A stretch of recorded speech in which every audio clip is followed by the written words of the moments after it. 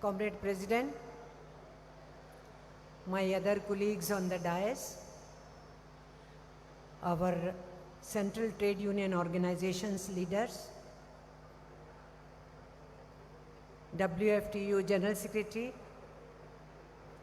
all other fraternal delegates, His Excellency Ambassador of Vietnam, and representative from ILO India Office Satoshi Sasaki, all my comrades, delegates, observers, media persons who have come to cover this open session, and some guests who are invited to this open session. Our conference will, of course, deliberate on all the issues of political economy, social, cultural, issues of democratic rights, issues of bread and butter along with democratic rights. All those issues will be discussed in the conference. So, detailed report on activities we conducted since our last conference and the political situation which is prevailing in the country and the world over will be presented in the afternoon session. So I'm not taking time as far as all those issues are concerned. Some issues are touched by our President in his presidential remark, which is necessary, important to begin with. I'll also say a few things, but definitely those document presentation will happen in the delegate session on which all of us will be deliberating. But here in this open session, we want to have remarks from our WFTU General Secretary, who has vast experience of working class movement the world over, to share with us the agony of the working people, learning lessons, fighting and struggling, lessons from those agitations also. And definitely our great friend Vietnam, from our childhood days we were giving slogans of Ho Ho Ho Chi Minh, we shall fight, we shall win. So great Vietnam's ambassador is here. Message from that trade union has come, which he will be giving to us. We are also active with International Labour Organization.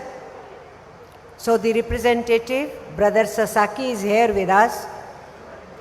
So we will have his ILO experience sharing, what is the present ILO is looking at and how they look at the future. They will be able to tell us. We wanted all our central trade unions to be together on the dais. As a working class, we are facing the worst situation. Pre-corona, post-corona, situation is not improving. How should the working class respond? How should the trade unions respond to this situation? It's important for all of us. We have to be united in our movements. We have to also not only talking about workers of the world unite, we have also to ask for the trade unions of the world unite and of our country unite. Unitedly we will be able to fight. That is the significance of inviting all our brothers and our sisters from our fraternal trade union organizations. They will give their message. Other fraternal delegates will give their greetings tomorrow morning session. But here in this open session, comrades, we think COVID pandemic has given several lessons. Comrade President mentioned about that.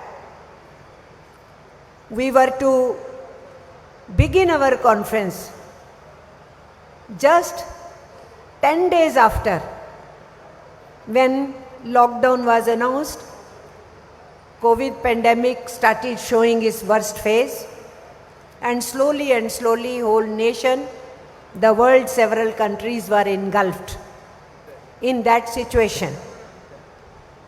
It's a natural disaster, but also man-made disaster. Environment, climate, ecological disturbances, the way of life, the living styles, no systems of handling wastages, poor conditions for the working masses, their living areas, all this adds up to new kinds of diseases which are coming. So our scientists, our doctors are struggling with it. But such kind of pandemic comes only once in 100 years. So it came in our lifetime. And our forefathers had it 100 years ago. During First World War, when it was going to end, there was plague. But Indian people suffered heavily. Almost 2 crore Indians had died at that time. But that was not in news because there was no coverage in news. And we were under British rule. There was nobody to cry for us. Our freedom movement was proceeding. But now in this COVID-19, the lessons we learned, I think those are the lessons for all of us, all the trade unions, the world over. The impact of that, prior and post, impact of policies, all details we will discuss. But what did we see? Corona taught us many things. One of the things is, capitalism fails again and again. Capitalist system fails the people again and again, and after every crisis, they try to boom back and earn more profits. Common persons suffer, but the capitalists, the corporates, the cartels, they don't stop from their loot, exploitation, profit making. Their money keeps swelling. Accumulation of wealth continues. Common man suffers and the gaps rise. After every crisis of capitalist system, in all these cycles, this is what we find. When they try to come out of it, they continue making profits and the gaps rise. So in Corona, what we saw, Comrade Pambes is here, our General Secretary WFTO. He has taken charge from Georgi Mavrikos, who was our General Secretary. He had written an article, "Capitalism is naked, the king is naked." This was the message we spread the world over. Because WFTO General Secretary had written, "Look, the king is naked, Raja Nanga hai." Because with facts, World Federation Trade Union told us how ruthless is capitalism, how exploitative they are, how they are ready to suck the blood of those who are dying on the streets, how their cartels were minting money in their corporate hospitals and the common man was suffering, not getting medicines. All that was seen. They were even making money in vaccination.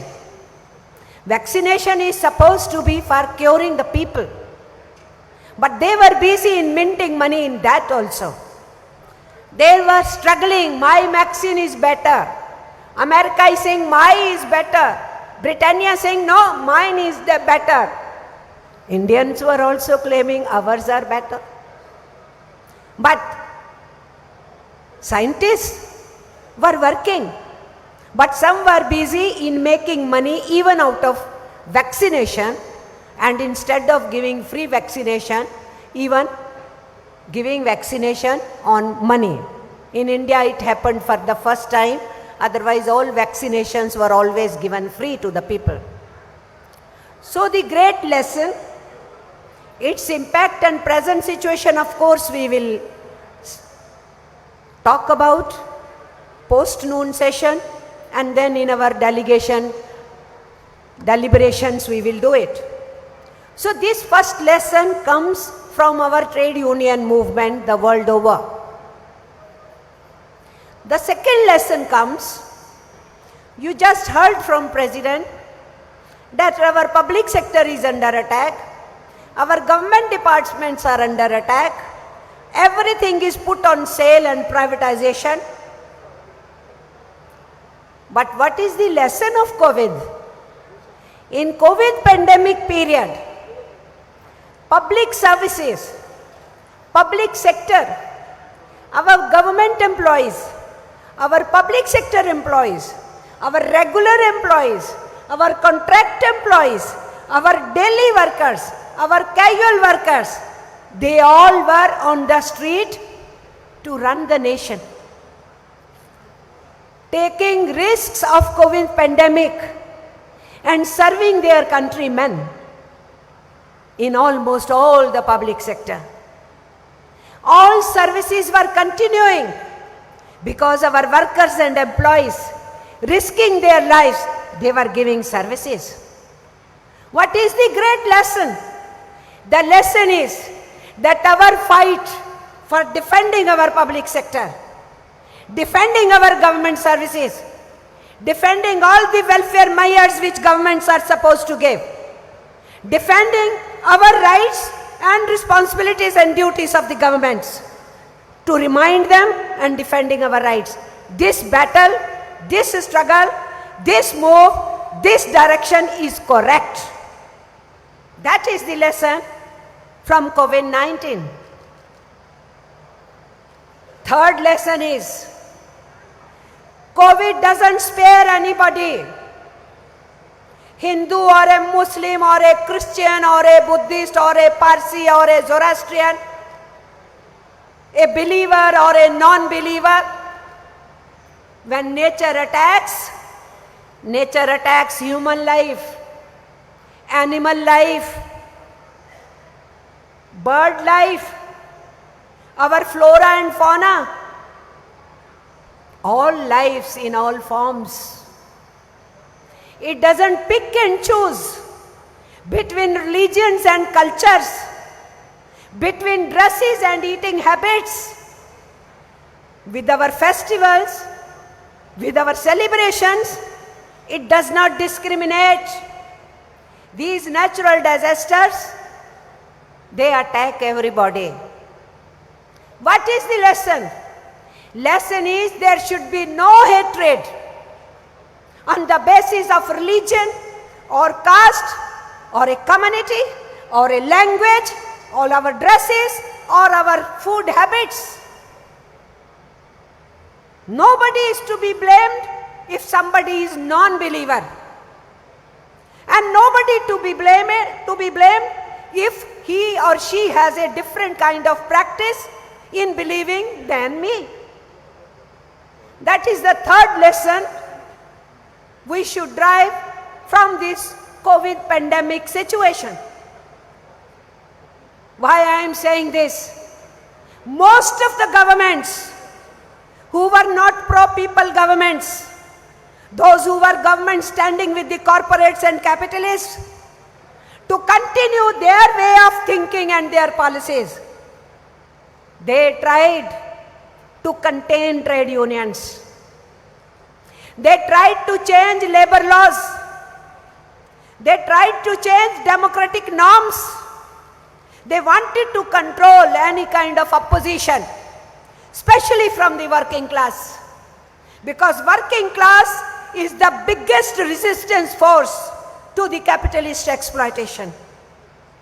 If they can tame the working class, stifle the working class, cripple the working class, weaken the working class, then they can have simple march on. This is how they think.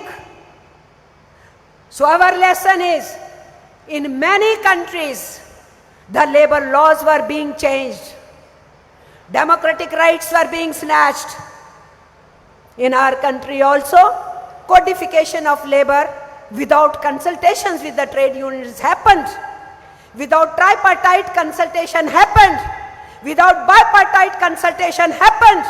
Without discussion with the trade unions by the labor ministry, it happened. So we are resisting. So our resistance is correct, is right. We are on the correct path. That is what we have to learn from our conference and from our day-to-day experience. So that lesson, our country for several centuries have been giving a slogan, Vasudhaiv Kutumbakam. But it has to be practiced in real sense. If whole Vasudha, if whole planet is family, is a Kutumbakam, then where is the question of differentiation, discrimination between religions and castes and beliefs? Then it should not be in words, it should be in deeds, it should be in practice. Vasudhaiv Kutumbakam. We the working class, when we fight on streets, in our industry, in our institution, anywhere we struggle, we are worker brothers and sisters. We are comrades in arms. At that stage, we are not this language wala or that language wala, this dress wala or this food habit wala, this religious practice or that. We become in unison as a working class. So we practice Vasudhaiv Kutumbakam. And that is why we say workers of the world unite. That has been our slogan. Great slogan which came in the 19th century and followed in 20th century and which has great meaning now in 21st century. And we are meeting in 21st century. And that too, 102-year-old AITUC, having entered in 103rd year, great pride. We are among the founders of World Federation Trade Union. Great pride that we fought for India's independence. Great pride that we played role in building India post-independence. Great pride that we always stood for our country, our people, and our self was not there, selfishness was not there. AITUC flag, AITUC cadre, AITUC comrade means you have to march on, no discrimination, fight the tyrants, whosoever comes on the way. With that direction, of course, our conference will be debating, delegate sessions will be sitting, commissions will be there, 4 separate commissions. You will have enough time in discussion in those commissions also. We'll come out with results out of our conference deliberations. We will have our rally on 20th December. A mammoth rally we will have on Alappuzha beach, a beautiful site where earth and water you see in unison. And that is the place, real pledge to fight. We are in air, we are on earth, we are in water, our fights go on everywhere. So that is where we will have our mass rally announcing decisions from this place. We, the central trade unions, met. 10 of us. We are also approaching, our BMS friend is here, president from Kerala state. We are wanting not only 10 central trade unions, not only federations, associations who are allied or non-allied sister organization, but our BMS friends also. We be together in challenging whatever is bad for our working masses, our working people. With that understanding, we have not invited only 10 central trade unions, including us as platform of central trade unions. We definitely are serious for trade union to take the call together against labor laws, against the economic policies which the government is pursuing. We all should be united in that effort. And that's why we want all to be together. So we would like to hear them. And we have decided to have a Mammoth Convention in Delhi on 30th January because it is an open session. Friends from media are also here. Some guests are also here. So I am announcing here itself. That will be part of our agenda. 30th January we have chosen to remember Martyrdom Day of Mahatma Gandhi, his great sacrifice for nation's unity and secular democracy, remembering his Dandi March, which gave us a message. Dandi March means that Namak Satyagraha, asserting that our resources are ours. They can't be sold out for money and profit and business. That message to be remembered today when our public sector and national resources are under attack. Choosing that day because he sacrificed himself for secular democracy. So both the elements are there. We have chosen that day for National Convention of Workers, and from that convention, after deliberations, we will come out for the struggle path, some programs of actions which all will be taking up. So that will be part of our agenda. I am announcing in this open session, which all my brothers and sisters were together when we took that decision. So when they deliberate, they will also be able to throw some light on it. Not taking too much time, I would like to wind up here. Apart from Central Trade Union leaders, definitely we have 3 other speakers in this session, Ms. WFTU General Secretary, Vietnam Ambassador and ILO representative. Others are to speak tomorrow. So all that has to be there, and we would try to conclude this open session by 1:30. And for that, my request to all the delegates, observers and friends, the way you have begun this open session peacefully, same way this session should listen to all our guests who have come in the open session. Peacefully we listen to them, imbibe, assimilate certain things, look at their ideas, listen to their ideas with respect. With this, I give my introductory remarks, and I would request President to start calling as per list the guests which are invited for this open session. Thank you, comrades. I have great hopes on you.